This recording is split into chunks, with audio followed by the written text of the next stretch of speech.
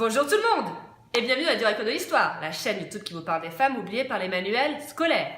Aujourd'hui, on va parler d'une pure psychopathe, de la reine Frédégonde de Neustrie et de la lutte acharnée qu'elle mena contre la reine Brunhilde d'Austrasie.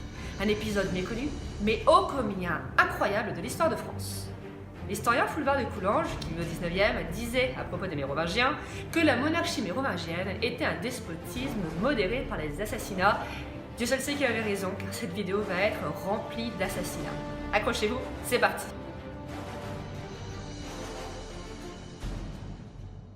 Nous sommes au VIe siècle. La France et une partie de l'Allemagne sont aux mains des Francs.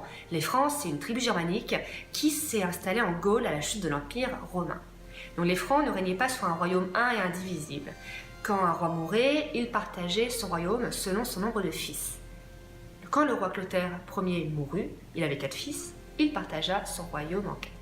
Mais le 4e mourut assez rapidement, donc on va vraiment se concentrer sur les 3 restants. Donc nous avons Sigbert, le roi d'Austrasie, la partie en bleu sur la carte, Chilpéric, le roi de Neustrie, la partie orange. Retenez bien ces deux noms, ils sont capitales pour la suite de l'histoire. Et on a Gontran, qui régnait sur la Bourgondie, la partie en vert. On ne sait pas grand-chose de la jeunesse de Frédégonde, elle entre assez jeune au service d'Odover, l'épouse du roi Chilpéric, et ne tarde pas à devenir la maîtresse de ce dernier. Son premier objectif fut donc de se débarrasser de la reine Odover. Le jour du baptême de la fille de cette dernière, elle soudoya la marraine pour qu'elle ne se présente pas à la cérémonie et conseilla à Odover de porter elle-même son enfant. En fait, sur les lois de l'église, la personne qui tenait l'enfant pendant la cérémonie du baptême devenait sa marraine ou son parrain. Donc en devenant la marraine de sa propre fille, Odover devint la sœur spirituelle de son mari, ce qui allait prohiber par la suite toute relation charnelle. Donc autant dire que Odover fut vite relégué dans un couvent et Frédégonde put occuper le lit royal. Mais ce que Frédégonde n'avait pas prévu, c'était que Chilpéric allait rapidement épouser une autre femme, la fille aînée du roi des Visigoths qui gouverne l'Espagne, l'homme le plus riche d'Occident. En effet, Chilpéric avait toujours été très jaloux de son frère Sigbert qui avait fait un magnifique mariage. Il avait épousé la fille cadette du roi des Visigoths, Brunhilde. Mais voilà, la jeune épousée était d'une laideur insoutenable. C'était vraiment un laidron. Merci la gueuse. Tu es un laidron mais tu es bien bonne. Donc autant dire que le mariage ne fait pas le long feu et la fortune Egalzointe fut retrouvée assassinée dans son lit. Et qui devint reine en 568 ? Frédégonde. Long may she reign. La reine Brunhilde, fulminée, sa sœur venait d'être assassinée et la relation entre les deux frères, Chilpéric et Sigisbert, se dégrada. Donc Gontran, le frère cadet, fut appelé pour une médiation et il fut convenu que les douaires de Galzointe allaient revenir à Brunhilde. En fait, les douaires, c'était les territoires qui étaient offerts à une jeune mariée afin qu'elle puisse en tirer des revenus si jamais son époux mourait. Et là, on parle vraiment d'un douaire très riche puisque des villes comme Bordeaux étaient inclus dedans. Autant dire que Chilpéric trahit son accord et les hostilités se déclenchèrent entre les armées de Neustrie et d'Austrasie. Donc la guerre tourna vite en défaveur de Chilpéric, mais Chilpéric avait un atout de taille, sa femme, et Frédégonde commandita l'assassinat de Sigbert. When you play the Game of Thrones, you win or you die. There is no middle ground. Brunhilde fut retranchée dans un donjon. Heureusement, elle parvint à faire s'échapper son fils. Toute une histoire. Elle utilisa un panier, des cordes, enfin bref. Elle fut par la suite emprisonnée et envoyée à Rouen. Mais Brunhilde, même enfermée dans un couvent à Rouen, restait une épine dans leurs pieds. Chilpéric demanda donc à son fils aîné, Mérové, d'aller régler le sort de l'infortunée reine. Mais là, vraiment, l'inattendu se produit et Mérové tomba vraiment très amoureux de Brunhilde. Et ils purent se marier grâce à la complicité de l'évêque Prétextat, évêque de Rouen qui détestait Frédégonde, et ils s'enfuirent. Donc Brunhilde parvint à regagner son royaume d'Austrasie, mais Mérové fut capturé et il fut tondu en public, qui était la pire humiliation possible pour un homme franc. Sachant ce qui allait advenir de lui, il demanda à son meilleur ami de le poignarder.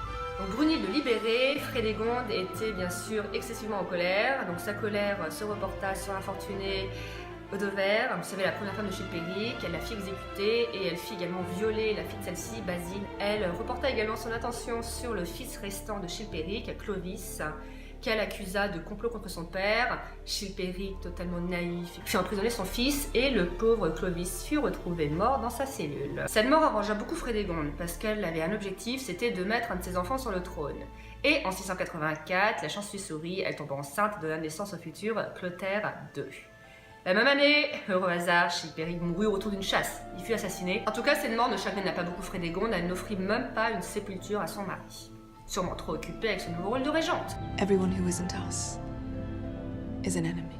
Mais elle était très impopulaire et beaucoup de leudes, donc les hauts seigneurs de l'époque, allèrent grossir le camp de la reine Brunhilde en Austrasie. Donc elle fit appel à Gontran, le frère de son défunt mari, pour qu'il l'aide à asseoir son pouvoir. Donc Gontran fit couronner Clotaire, mais il demanda à pouvoir garder un œil sur les affaires de la Neustrie, ce qui mécontenta beaucoup Frédégonde. Il faut dire qu'à cette époque, la soif de pouvoir de Frédégonde était à son paroxysme et elle s'était appliquée à se débarrasser de tous ses opposants. Donc la première victime fut le pauvre évêque Prétextat.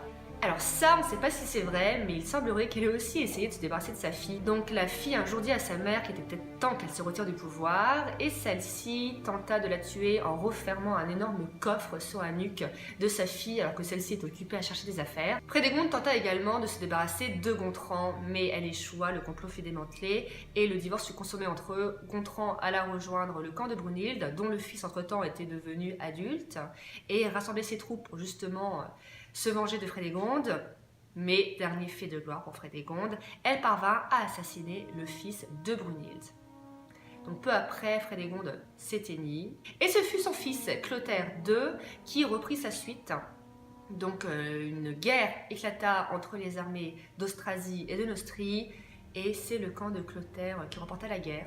Et là, je trouve ça vraiment très triste. Il s'empara de Brunhilde et fit vivre l'enfer à la pauvre reine. Donc, gardez à l'esprit qu'à l'époque, Brunhilde était une vieille femme. Hein. Donc, il la tortura, il la fit violer par ses gardes, il la fit promener nue dans les rues de sa capitale, et enfin, il l'exécuta d'une manière tellement cruelle.